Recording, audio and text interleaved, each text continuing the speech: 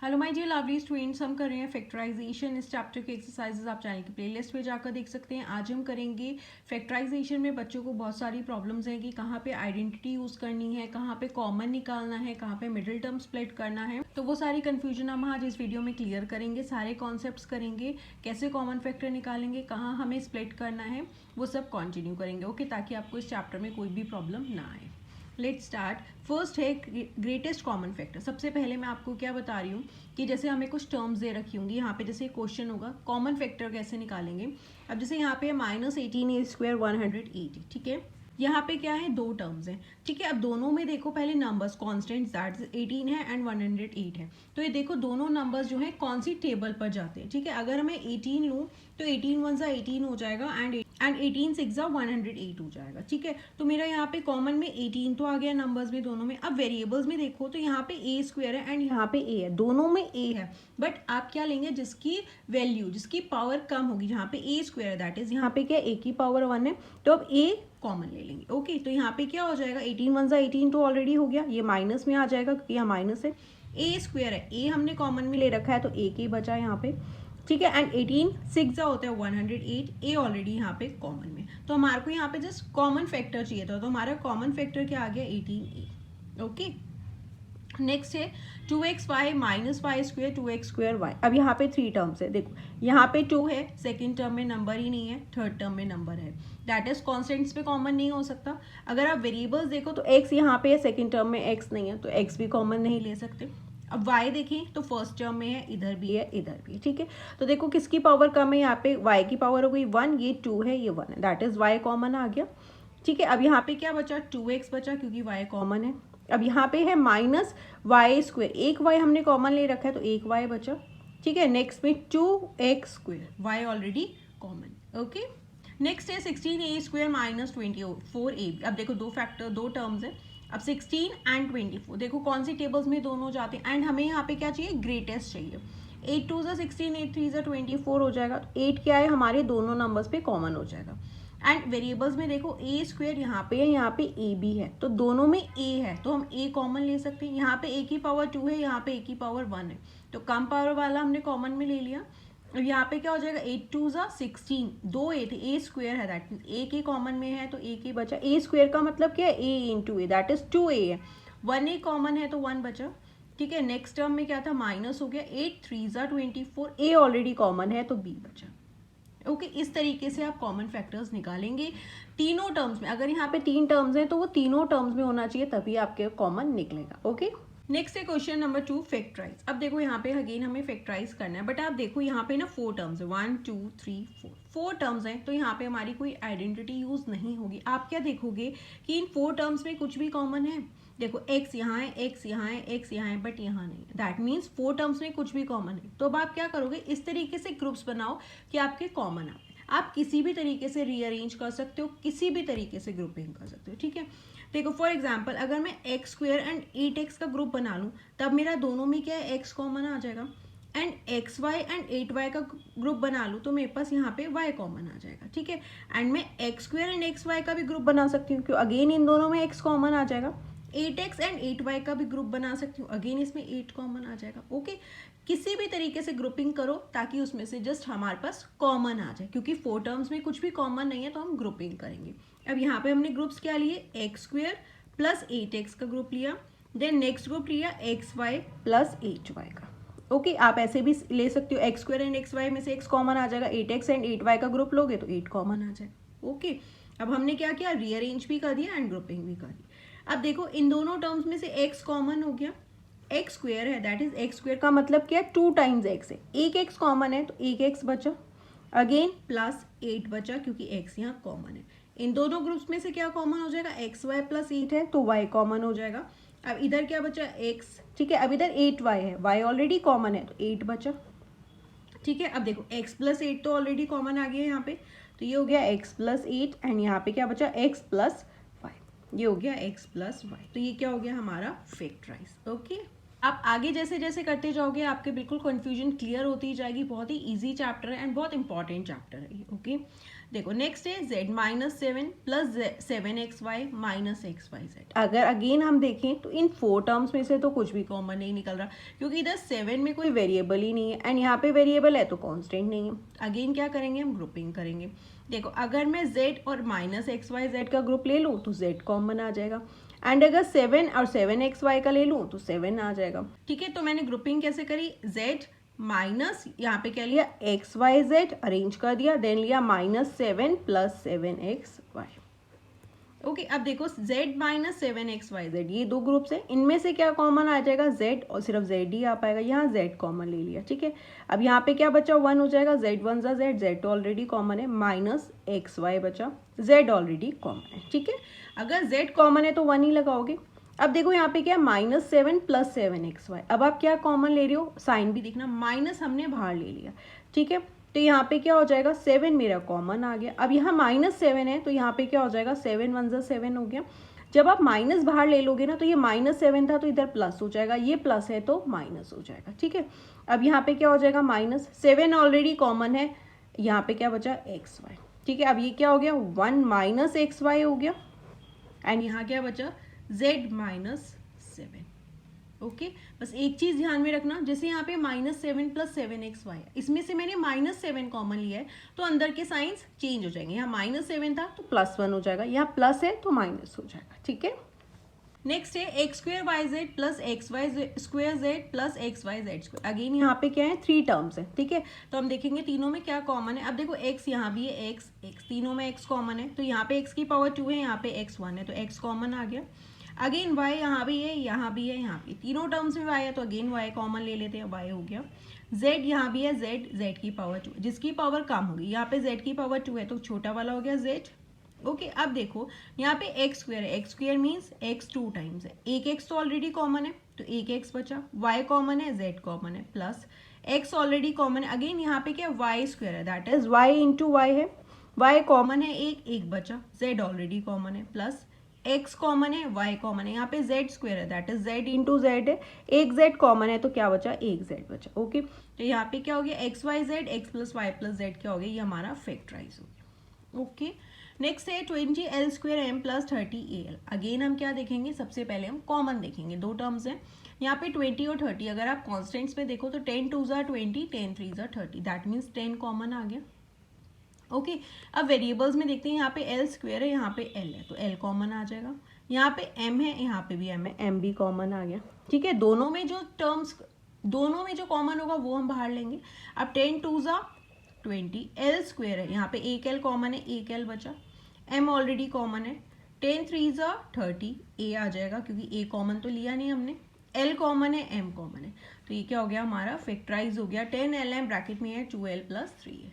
Okay, अगर 3 terms हैं तो आप इस तरीके से कॉमन करेंगे, एंड 4 टर्म्स में कुछ भी कॉमन नहीं है तो आप ग्रुपिंग करोगे, अरेंज करोगे ताकि हम कॉमन निकाल पाए, देन हमारा फैक्टराइज हो जाएगा। ओके, अब करते हैं नेक्स्ट कॉन्सेप्ट की तरफ। नेक्स्ट है फैक्टराइज। अब देखो यहाँ पे हमारा नेक्स्ट कॉन्सेप्ट यूज होगा, यहाँ पे हमारी आइडेंटिटीज यूज होंगी। a plus b whole square is equals to a square plus 2ab plus b square होता है, and a minus b whole square is equals to a square minus 2ab plus b square. ठीक है, अब देखो यहाँ पे ना 3 terms है, ए स्क्वेयर प्लस 8a प्लस 16। अब देखो आप यहाँ पे कुछ कॉमन भी नहीं ले सकते क्योंकि यहाँ पे a है, यहाँ पे a है, यहाँ पे नहीं है तो कॉमन नहीं होगा, एंड 4 टर्म्स भी नहीं है कि हम ग्रुपिंग कर पाए। अब 3 टर्म्स में तो आप कोई ग्रुप्स नहीं बना सकते, तो अब आप क्या देखोगे कि आपको यहाँ पे पता चल रहा है 16 क्या है, 4 इंटू 4 का स्क्वायर है, दैट इज 16 की जगह पे हम 4 स्क्वायर लिख सकते हैं, and first term already square में है, लास्ट टर्म हमारी स्क्वायर हो रही है तो हमारी यहाँ पे ये आइडेंटिटीज लगेंगी। अब तीनों टर्म्स क्या है, प्लस में है तो ऑब्वियसली हमारी a plus b whole square वाली आइडेंटिटी यूज होगी। ठीक है, देखो a स्क्वायर तो ऑलरेडी कॉमन है that is a into a square हो गया, प्लस अब आप मिडिल टर्म को एज इट इज छोड़ दो, प्लस 16 का स्क्वायर हमने क्या किया 4 स्क्वायर, ये क्या हो गया दैट इज a स्क्वायर हो गया, ये b स्क्वायर हो गया। अब हमें यहाँ पे क्या लिखना है 2a, ये हो गया a एंड b क्या हो गया 4। ये स्क्वायर्स नहीं लिखने, हमें लिखना है 2ab, यहाँ पे a क्या है a की वैल्यू a ही है, b की वैल्यू हो गई, ये हो गया हमारा।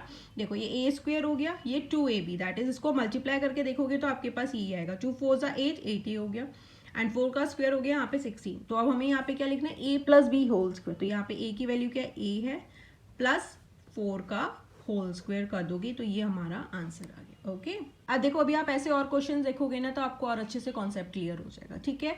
अगेन देखो 3 टर्म्स हैं, कुछ भी कॉमन नहीं है एंड ग्रुपिंग भी नहीं कर सकते क्योंकि 3 टर्म्स हैं। तो आप क्या देखोगे कि लास्ट वाली टर्म क्या हमारा परफेक्ट स्क्वायर है, तो आप उसका स्क्वायर कर दो and first term already square given है।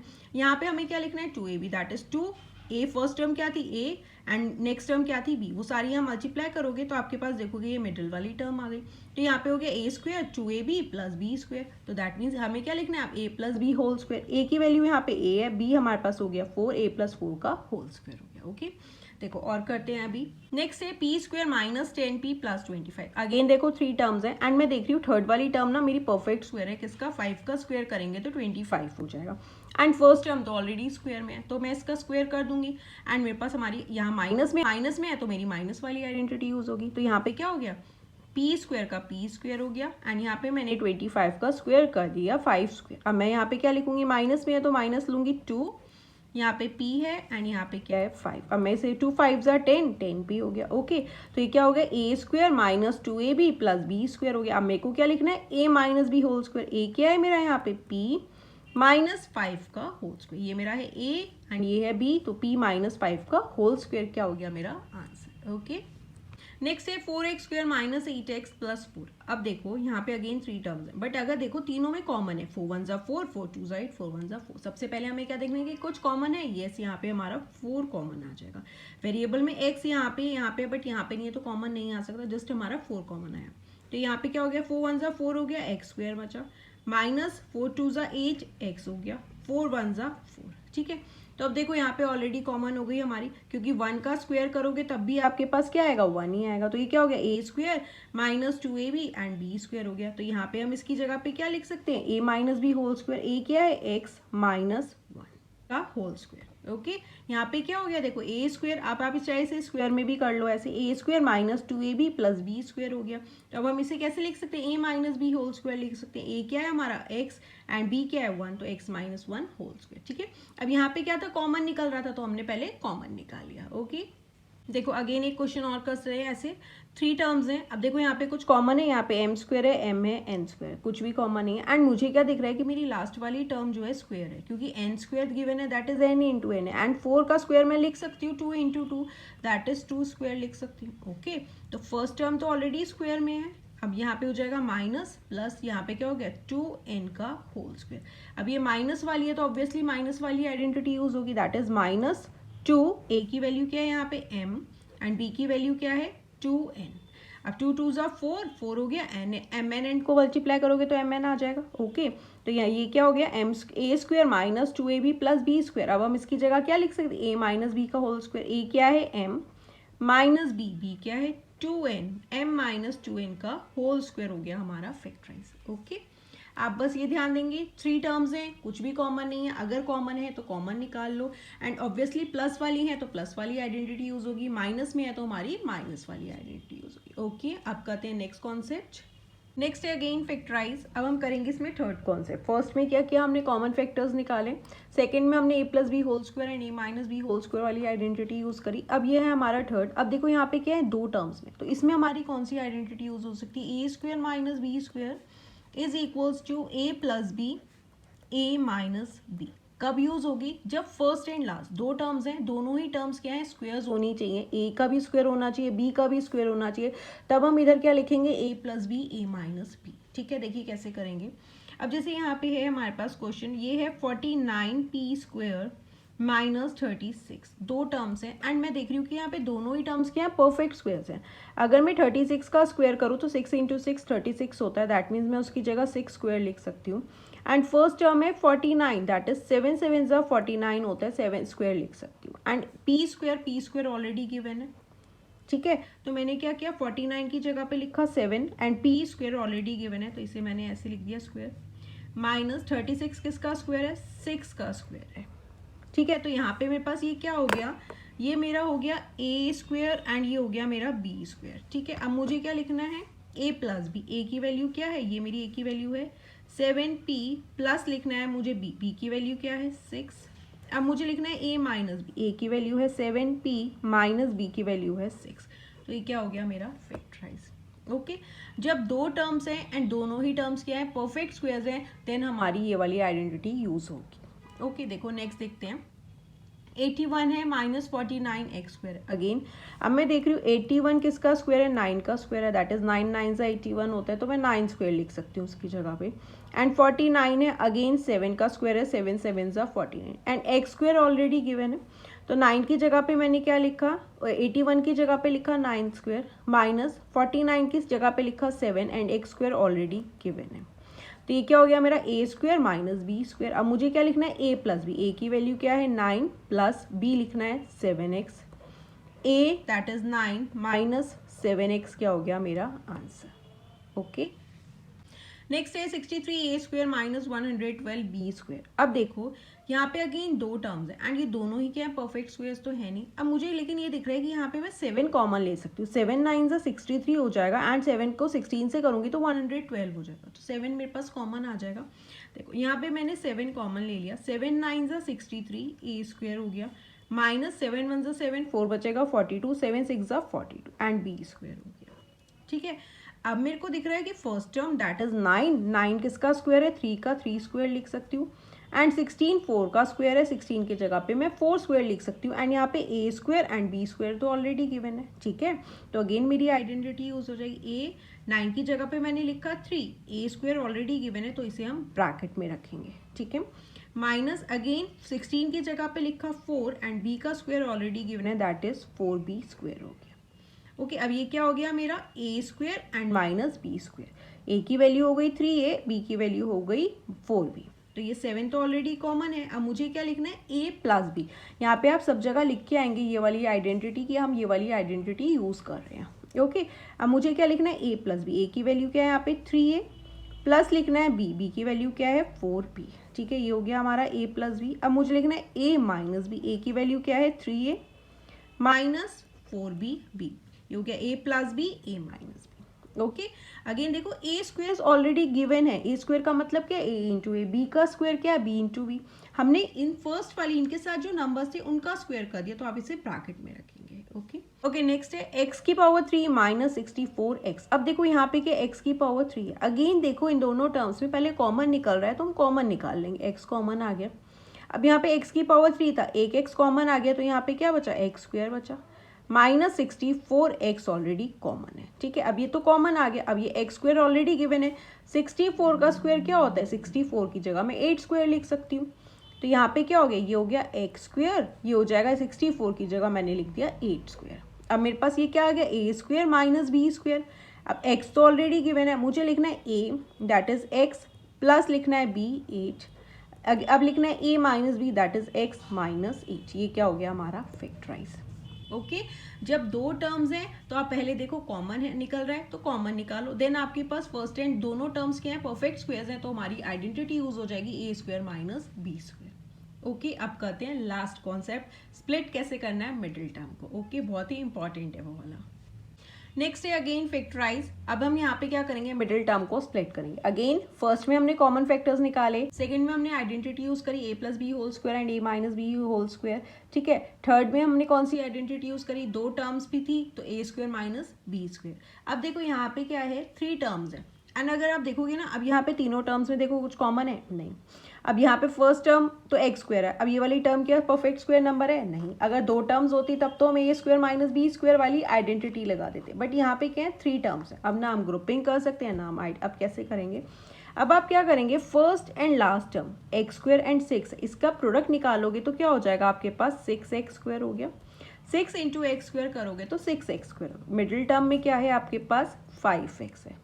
ओके अब देखो आप 6x² के ऐसे दो फैक्टर्स निकालो जिसे मल्टीप्लाई करने पे तो यही आना चाहिए लेकिन प्लस करने पे 5x आना चाहिए। ठीक है अब ऐसे दो फैक्टर्स क्या हो जाएंगे 2 3 क्या होता है 6 होता है एंड 2 एंड 3 को प्लस करूंगी तो 5x हो जाएगा। देखो मैंने लिया 2x and 3x 2x into 3x करूंगी तो क्या हो जाएगा 2 3 6 एंड x इंटू x क्या हो जाएगा x² मल्टीप्लाई में पावर्स ऐड हो जाती हैं एंड अगर मैं इसे 2x प्लस 3x करूंगी तो क्या हो जाएगा 5x हो जाएगा। दैट मीन्स मेरे पास दोनों आ गए तो मेरे फैक्टर्स क्या हो गए 2x एंड 3x मेरे फैक्टर्स हो गए। अब ये वाली जो दो फैक्टर्स है ना ये क्या करूंगी मैं मिडिल टर्म की जगह पे लिखूंगी। इधर मैं ये दोनों फैक्टर्स लिख दूंगी plus 2x plus 3x plus 6। Okay, बस अब आपके वही हमने क्या था ना, फर्स्ट वाले में ग्रुप्स बनाएंगे एंड कॉमन निकालेंगे, सेम वही करेंगे। अब इन दोनों का ग्रुप है, ये दोनों का ग्रुप है।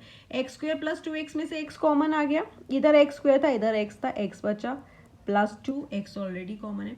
अब इन दोनों में से देखो तो 3 कॉमन है, एक्स यहाँ पे आ गया, 3 वन ज़ा 3, एक्स बचा प्लस 3 टू ज़ा 6, तो यहाँ पे क्या हो गया, एक्स प्लस 2 तो ऑलरेडी कॉमन है, एक्स प्लस 3 क्या हो गया हमारा आंसर। ओके, बस आपको क्या करना है, इसमें फर्स्ट एंड लास्ट टर्म का प्रोडक्ट निकालना है। इसके अब ऐसे फैक्टर्स करोगे जिसे मल्टीप्लाई करने पर तो यही आना चाहिए, लेकिन प्लस या माइनस करने पे हमारे पास मिडिल टर्म आनी चाहिए। एंड जो फैक्टर्स आप लोगे वो किसकी जगह लिखोगे, मिडिल टर्म की जगह पे। ओके, और करते हैं तो आपको और अच्छे से क्लियर हो जाएगा। नेक्स्ट है 3m square plus 9m plus 6। Again क्या करेंगे, हम फर्स्ट एंड लास्ट टर्म का प्रोडक्ट निकालेंगे। ठीक है, देखो पहले तो हमें क्या देखना है कि सब में कुछ कॉमन है। यस, 3 कॉमन आ सकता है, 3 वन ज़ा 3, 3 3 ज़ा 9, 3 2 ज़ा 6। ओके, तो मैंने क्या देखा, इन सब में मेरा 3 तो कॉमन आ रहा है, तो यहाँ पे मैंने 3 कॉमन ले लिया। अब क्या बचा, m स्क्वायर प्लस हो जाएगा 3 3 ज़ा 9, 3m हो जाएगा प्लस 3 2 ज़ा 6। ओके, तो ये मेरा 3 कॉमन आ गया। अब मैं क्या करूँगी, अब इनके फैक्टर्स लूंगी, 2 into first and last term का प्रोडक्ट निकाला तो मेरे पास आया 2m square and middle term क्या है 3m।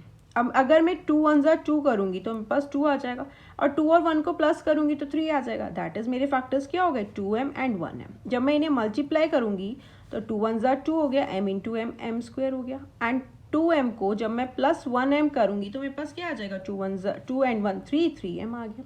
तो मेरे फैक्टर्स क्या हो गए, 2m एंड 1m। ठीक है, ये 3 तो मेरा ऑलरेडी कॉमन है, m square as it is आ जाएगा। ये फैक्टर्स कहाँ लिखने हैं, मिडिल टर्म की जगह पे, इसलिए हम इसे क्या कहते हैं, स्प्लिट कर रहे हैं मिडिल टर्म को।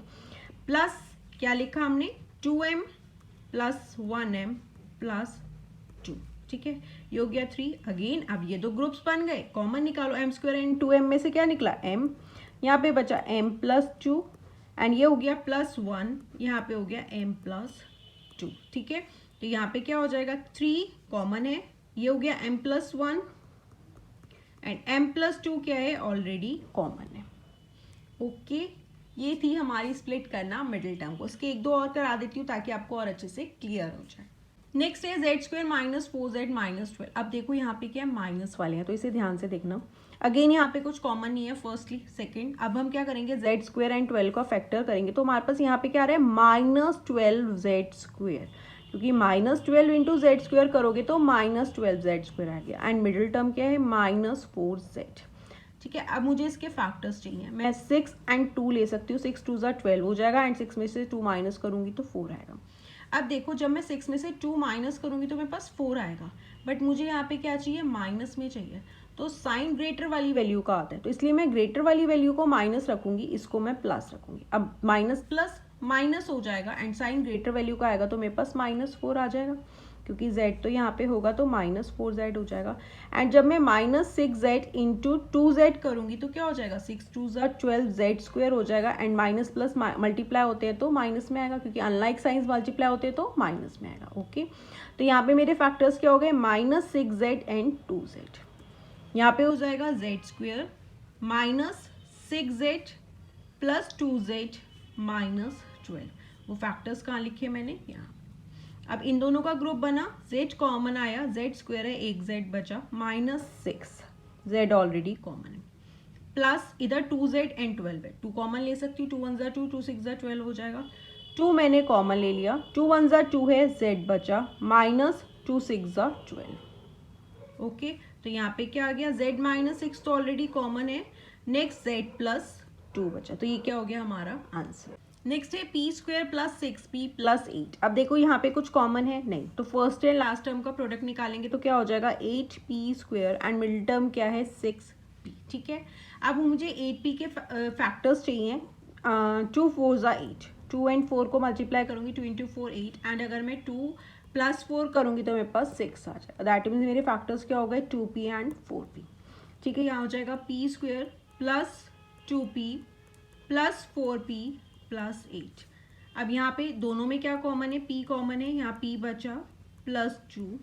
अब इन दोनों में देखेंगे तो 4 कॉमन है, p बचा प्लस 2, 4 2 ज़ा 8। अब क्या हो गया, p प्लस 2 तो ऑलरेडी कॉमन है, तो यहाँ पे क्या आ जाएगा, p प्लस 4। ये क्या हो गया हमारा फैक्टराइज। ओके स्टूडेंट्स, तो ये था फैक्टराइजेशन चैप्टर के आपको कैसे फैक्टराइज करना है, कहाँ पे कौन सी आइडेंटिटी यूज़ होनी है। आई थिंक आपको क्लियर हो गया होगा। एंड इस चैप्टर को और डिटेल स्टडी करने के लिए आप चैनल की प्लेलिस्ट में जाकर इस चैप्टर को पूरा अच्छे से समझ सकते हैं। एंड क्लास 8 मैथ्स के इंपॉर्टेंट क्वेश्चंस भी अपलोड कर दिए गए हैं, आप वो भी चैनल की प्लेलिस्ट में जाकर देख सकते हैं। Thank you for watching, bye bye, take care.